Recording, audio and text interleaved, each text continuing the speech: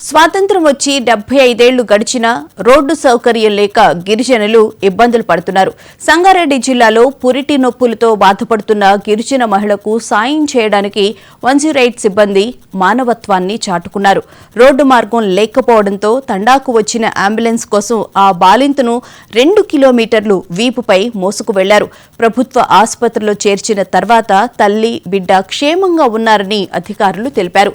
రోడ్ల సౌకర్యం కల్పించాలని గిరిజనులు కోరుతున్నారు. ఏం చేస్తున్నారు వీళ్ళు? సర్పంచ్ కావాలి, ఇది కావాలి, అది కావాలని అడుగుతారు.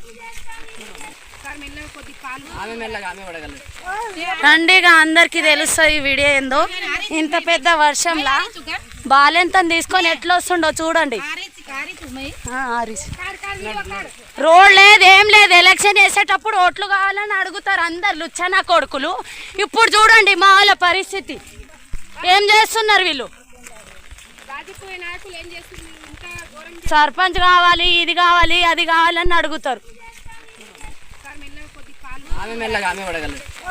రండిగా అందరికి తెలుస్తుంది ఈ వీడియో ఏందో.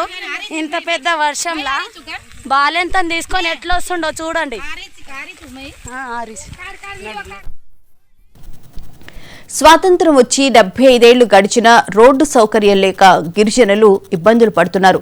సంగారెడ్డి జిల్లాలో పురిటి నొప్పులతో బాధపడుతున్న గిరిజన మహిళకు సాయం చేయడానికి 108 సిబ్బంది మానవత్వాన్ని చాటుకున్నారు. రోడ్డు మార్గం లేకపోవడంతో తండాకు వచ్చిన అంబులెన్స్ కోసం ఆ బాలింతను 2 కిలోమీటర్లు వీపుపై మోసుకు వెళ్లారు. ప్రభుత్వ ఆసుపత్రిలో చేర్చిన తర్వాత తల్లి, బిడ్డ క్షేమంగా ఉన్నారని అధికారులు తెలిపారు. రోడ్ల సౌకర్యం కల్పించాలని గిరిజనులు కోరుతున్నారు.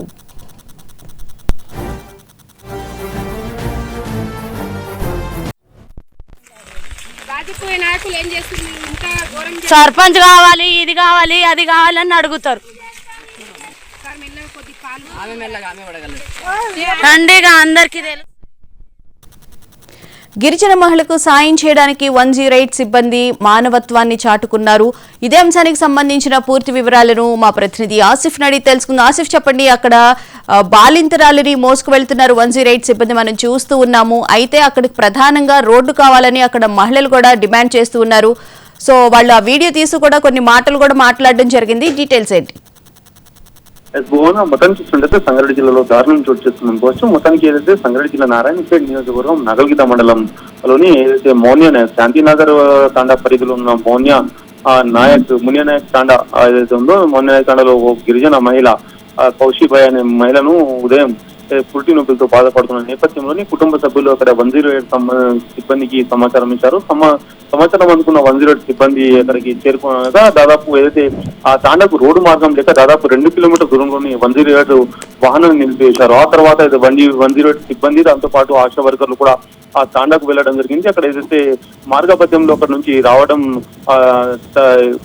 బలింత తీసుకురావడం నిమిత్తం అక్కడ ఏదైతే మార్గ మధ్యంలోనే ఆ కౌశిబాయ్ అనే మహిళ, ఆ గిరిజన మహిళ ఆడబిడ్డను గమనించింది. ఏదైతే అక్కడ నుంచి వాళ్ళు ఏదైతే 108 ఆశా వర్కర్లు, ఏదైతే 108 సిబ్బంది భుజాలపైన రోడ్డు మార్గం లేకుండా దాదాపు 2 కిలోమీటర్ల దూరం నుంచి ఆ భుజాలపైననే ఆ 108 వాహనం తీసుకురావడం అక్కడ నుంచి ఏదైతే నాగల్గిత మండలం ఒక ప్రభుత్వ ఆసుపత్రిలో కూడా తరలించడం జరిగింది. అక్కడ నుంచి ఆ ప్రభుత్వ ఆసుపత్రిలో చికిత్స నిమిత్తం ఇప్పటికే ఆ బిడ్డ కూడా ఏదైతే తల్లి, బిడ్డ కూడా సురక్షితంగా తెలుస్తుంది. మొత్తానికి ఏదైతే 108 సిబ్బంది చేసిన ఆ సాహసోత్సవం ఏదైతే ఉందో ఇప్పటికీ అక్కడ తాండవాసు కృతజ్ఞత తెలుస్తున్నారు. మొత్తం మీద చూస్తున్నట్టయితే ఇదైతే నారాయణపేట నియోజకవర్గం అనగా దాదాపు 200 పైగా తాండాలు ఉంటాయి, గిరిజన తాండాలు ఉంటాయి.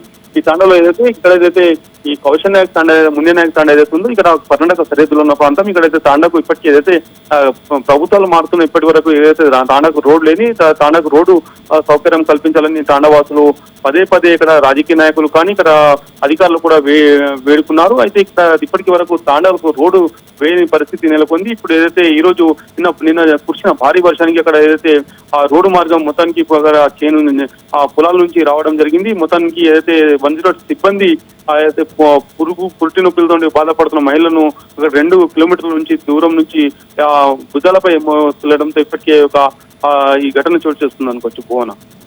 Right, thank you Asif.